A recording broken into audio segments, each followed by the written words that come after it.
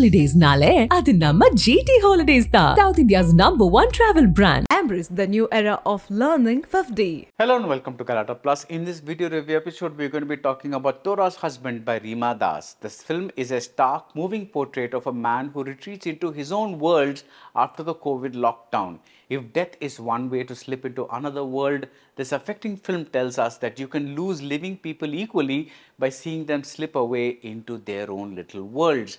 That's the shorter review, and the longer review follows. It's going to have spoilers, so do watch at your own discretion. The latest film to be shot, edited, produced and directed by Rima Das is called Tora's Husband, and it opens with this husband named Jan and played by Abhijit Das playing with a football all by himself on an open ground.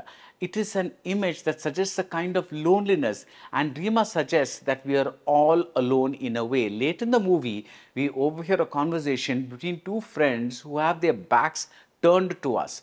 Who they are isn't as important as what one of them is saying.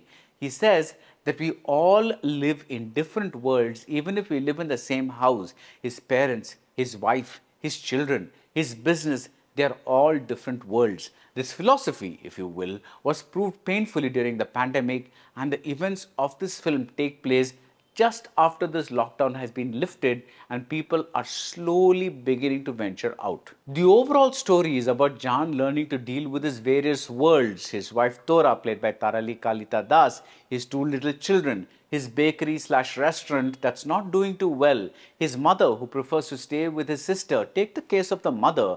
Jan expects her to come and live with them so that she can do her duty as a grandmother and help raise the kids. After all, Jan and his sister had their grandmother around as they were growing up, but the mother says nothing and Jan leaves.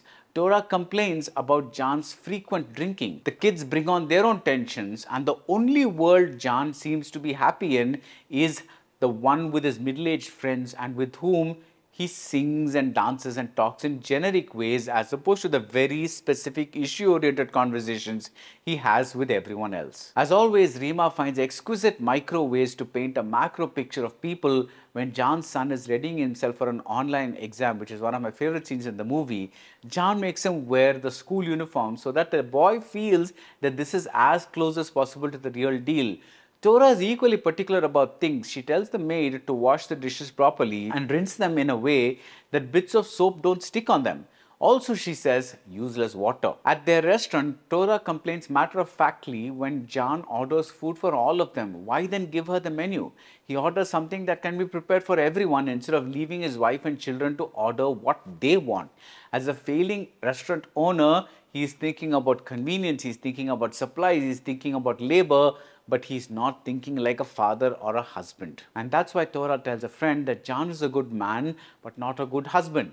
He does not understand what she is going through post the lockdown. He does not understand her feelings. She seems to have better conversations with a man who comes home to thread her eyebrows. Now is a good time to recall that in the title, Jan is referred not as himself, but as Tora's husband. Rima gives us glimpses of the outside world in this small town, like an auto rickshaw with a speaker blaring "wear a mask" messages, or people who are protesting about the lack of food. But as always in her films, the particular informs the general, and she paints the bigger picture by focusing on Jan's smaller worlds, especially the worlds that Tora is kept out of, like Jan's business. He deals with problematic customers.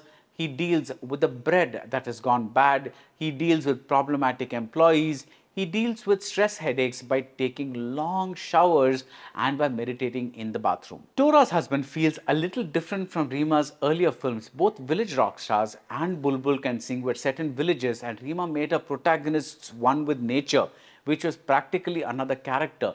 Tora's Husband is set in a small town, and Rima makes us search, maybe even yearn, for natural landscapes. Those earlier films had children as protagonists and they seem fresher.